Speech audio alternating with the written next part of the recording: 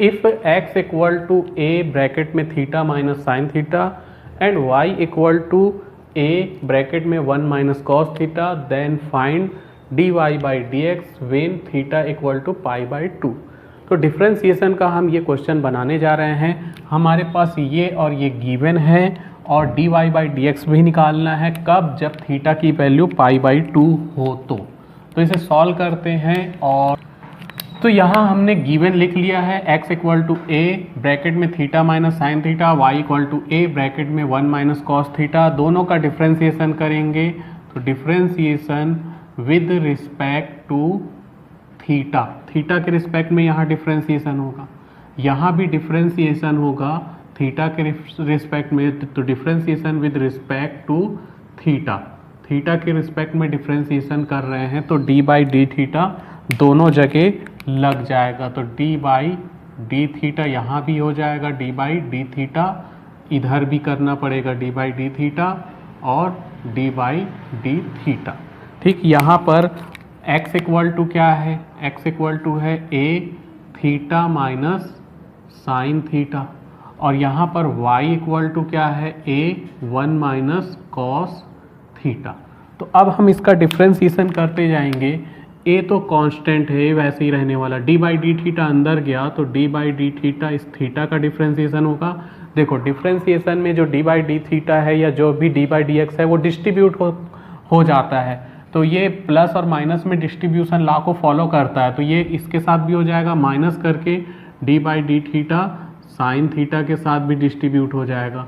वैसे ही यहाँ पर dy by d theta equal to, यहाँ क्या था dx बाई डी थीटा था, यहाँ dy by d theta equal to, यहाँ भी a कांस्टेंट है d by d theta 1 minus d by d theta cos theta. तो अब यहाँ पर a वैसे ही रहने वाला है, थीटा का डिफ्रेंसिएशन 1, साइन थीटा का डिफ्रेंसिएशन कॉस थीटा, और यहाँ पर a वैसे ही रहने वाला है, 1 का डिफ्रेंसिएशन 0, 1 का डिफ्रेंसिएशन 0, कॉस थीटा का डिफ्रेंसिएशन होता है माइनस साइन थीटा, तो प्लस साइन थीटा यानी कि a साइन थीटा। तो यहाँ पर हमने इसका x थीटा के रिस्पेक्ट में और इसका भी थीटा के रिस्पेक्ट में डिफ्रेंसिएशन कर लिया। ये है इक्वेशन 1 और ये है इक्वेशन नंबर 2।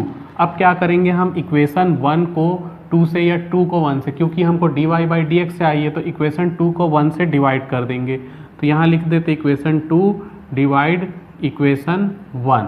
तो इक्वेशन 2 को जब इक्वेशन 1 से डिवाइड करेंगे तो इक्वेशन 2 में देखो क्या है, dy बाई डी थीटा है और इक्वेशन 1 में क्या है, dx by d theta equal to equation 2 में ऊपर है a साइन थीटा और नीचे क्या है a 1 माइनस कॉस थीटा।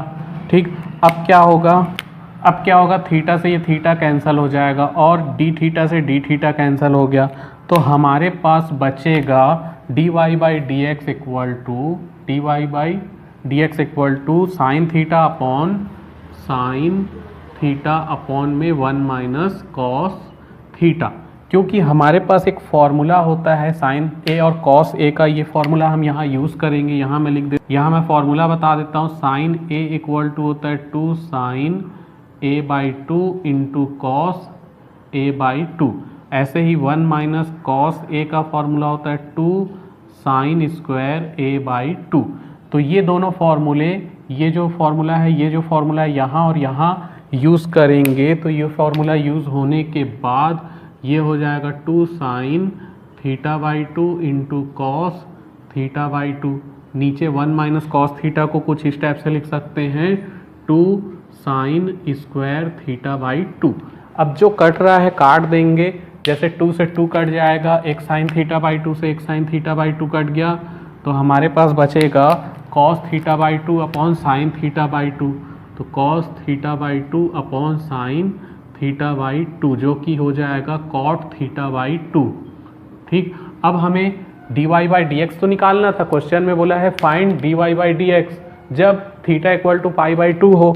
तो यहाँ हम पुट कर देंगे, put theta equal to pi by 2, pi by 2 यहाँ रखते हैं। तो dy by d x, dy by d x की जो वैल्यू है, ठीक, वो हो जाएगी dy by d x equal to cot theta की जगह मैं पाई बाई 2 रखूँगा तो पाई बाई 2 यानी कॉट पाई बाई 4 और कॉट पाई बाई 4 की वैल्यू होती है 1।